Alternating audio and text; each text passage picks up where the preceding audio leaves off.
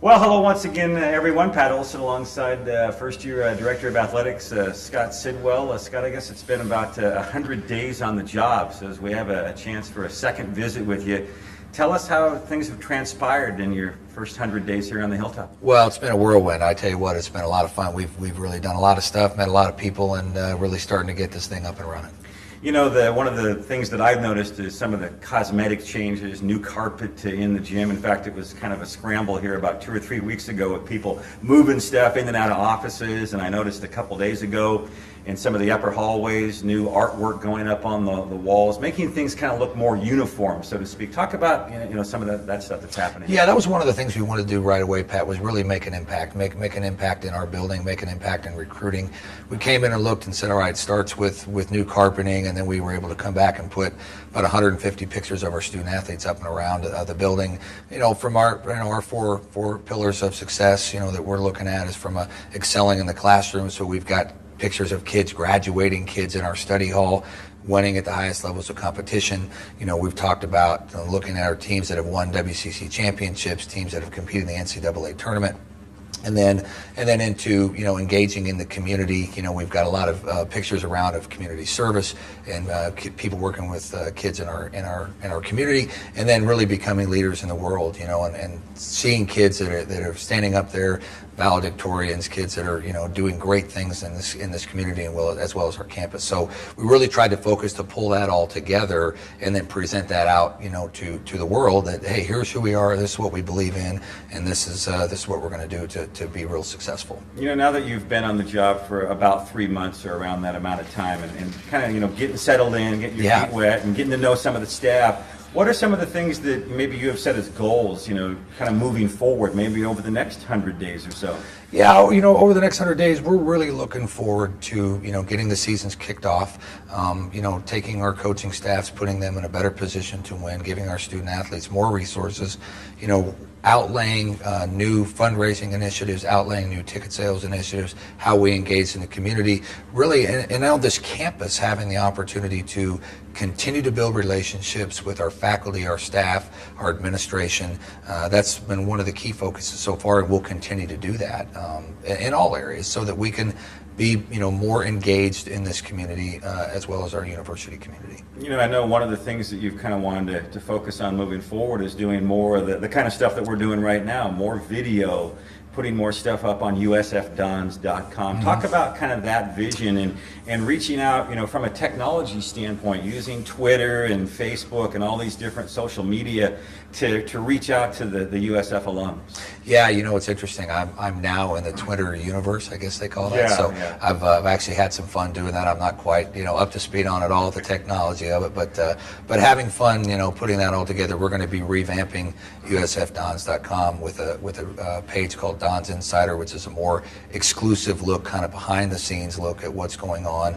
Very much video driven. We're adding a couple people here in the staff that we're going to be doing a lot of video driven type of programming. Really combining all of our social networking, how we market ourselves, what our themes are. That all has to be a coordinated effort. It started with our renovations of our own house, which is here in War Memorial, as well as at Nego Esco and at Benedetti. We're working on things to get those up and running. So we want to present this as a very unified approach, and that will help us, go out there and raise the resources and recruit the kind of student athletes we need to be successful. Talk about some of the coaches and kind of the sense you've gotten of maybe what their needs are and how things can move forward here. It's really interesting, Pat. Just sitting down with each one of the first things we did in the first 30 days was sit down and do program evaluations. Okay, where are we at in our categories? How are we doing academically? How are we doing with our resources? What about our scheduling? Do we have the right equipment? Do we have the right facilities? Getting a good sense from them and a very open and honest discussion about what do we really need here based upon their expertise of what it means to run their programs. And so what I found is, our coaching staff is, we've got a very, very good coaching staff, and we feel good about, what they're doing right now with our student athletes to get them prepared to win at the highest levels of competition. And so with that, now it becomes behind, and the real work starts of identifying the things we can do, to help them right away. We've already started that with some of the things that are going to help them recruit. You know what? Your image, how you present yourself, how you present your own facilities is very, very important when you're bringing student athletes onto this campus. There's a lot of stuff going on right now at USF. You know, I mean, there's big projects. A big crane just went up for the new Science and Technology Center. We just redid the bottom portion of the University Center, which we're going to tie in, you know, on game days for hospitality, for donors. Redoing, you know, things here in War Memorial. One of the big things that's people are going to see new this year is we've added ribbon board, you know, LED signage both at side court with three 9-foot tables, and then on both sides of the gym, you know, 4 foot high by 75 foot wide. We're going to have, you know, new ribbon boards so that we can go out there and do a better job of presenting our games, selling sponsorships. All those things come back to providing a better image that allows you to go get more resources so we can pump them back into our programs and give our kids a better opportunity to win. You know, here at the top of the interview, you talked about fundraising and, you know, some different ways to sort of reach out. In your short time here, the 100 days, have you had an opportunity to start to get to know some of the key alumni type players and sit down and get to know those folks and get in that comfort zone? Because really fundraising is a lot about relationships. I have been on tour, yeah, for sure. You know, I've tried to really schedule myself, you know, out and about so that I'm not only getting one-on-one appointments, but I've been, you know, in several of our communities where people have hosted opportunities for me to speak to different groups of people. I'm getting ready to do it here internally, speak to the freshman class coming in this Saturday at orientation. I'm leaving this interview to go to a meeting. So it's really about developing relationships across the board. Our fundraising platforms will be at the very, very top of our list because we need to generate, you know, more resources to pump into our program so that we can give them the best opportunity to be successful.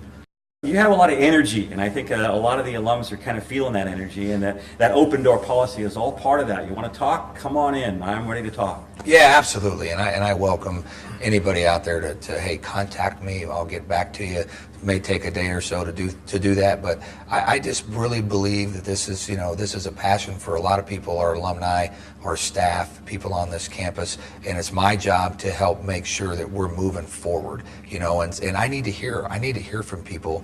You know, if I don't hear about what people's concerns are or what their aspirations are, I don't know what I can do to react to that. So from that standpoint, I like to develop. That's who I am. You know, I enjoy being around people. I enjoy having conversation. You know, as much as we're going to focus on the social media aspect of it with emails and texts and video, sitting down and talking to somebody face to face or having a phone conversation with them is the very best way to communicate. So I'm always going to be that way, and I look forward to being out and about in this community and talking to people. You know, you bring up a point that alludes to, I guess, a question, and that is, how do you dance that dance of the older generation that maybe aren't into all that social media stuff, the young folks coming in that want to see Twitter and want to see Facebook and maybe want to have a USF app on their iPhone or their BlackBerry Storm or whatever it is? How do you get those two groups to kind of come together? Yeah, you know, the big thing that I found is that support comes in a number of different ways, and so does communication, and you have to pay attention to all of it. You know, I mean, nothing will ever replace the handshake in my book, you know, and I just think that you start with that, but the ability to communicate to the masses through all the different means of technology is something that we have to get ramped up on, and we have to do a better job of. I know with my own kids, you know, I communicate with my daughter on a daily basis through a text, you know, and then when I get home, I see her. If she wants to ask me a question, she's texting me. When I'm talking to my dad, I've got to call him on the phone. You know what I mean? So it comes in all shapes and sizes and different forms. We have to be and do a better job of ramping ourselves up to be able to communicate across the board in a better way. Look, maybe a year, 18 months, 2 years down the line, what sort of goals do you have in mind, or where would you like, you know, USF to be, you know, maybe 18 months ahead? Well, I can tell you this. I mean, we're going to meet with our student athletes here coming up, and I've already met with, you know, our coaching staff and getting ready to meet with our staff again. And one of our goals for the year is, you know, we're going after the WCC Commissioner's Cup. You know, it's there for us to take that and really be the premier program in the West Coast Conference. And from that, we can start to build upon, what type of facilities do we need to start engaging and looking at? What type of platforms do we do to raise the money to be able to do that? We need to warp speed ourselves, into the upper echelon of this conference, and not just in our conference, but nationally. Like I said, 100 days ago or three months ago when I started in my press conference, that we are a nationally recognized Division I athletic. No doubt about that. There's no doubt about it. We've got a great history. We're going to connect the past with the present. We're going to do all that. But we need to start acting that way, and that's what we're really trying to almost inject. Kind of puff out your chest a little You're darn bit. right. You know what? And show off the logo and all that stuff. Right? There's no question about it. And hey, we're the Dons, and everybody needs to know it. And that's how we're gonna operate. And we're gonna let our kids know that, so that when they walk on the court or they walk into a classroom, they're proud to be a student athlete at USF. And I'm proud to be the athletic director and being the guy that's helping pushing all that forward. One final thing, the branding, and I mentioned the logo. I still bump into people, and hey, do you work at UCSF, or how's San Francisco State's basketball team looking this year? How do you sort of get beyond that so that people understand it's USF, it's not UCSF, it's not San Francisco State. We're the only Division I program in the city. Right. It's a little bit of a challenge. I've dealt with that for a long time. I think it goes back to my comments about being consistent, having a good platform for your messaging, making sure that you're licensing your logos, that we don't just have a hodgepodge of logos out there that different people are using in different ways. We're going to centralize all that, have a good plan of attack of how we push that forward. I think our greatest asset in our brand is the name San Francisco. I mean, it's one of the greatest cities in the world. And so for that, we need to be proud, and our university has a tremendous history in this city and is widely recognized nationally, internationally.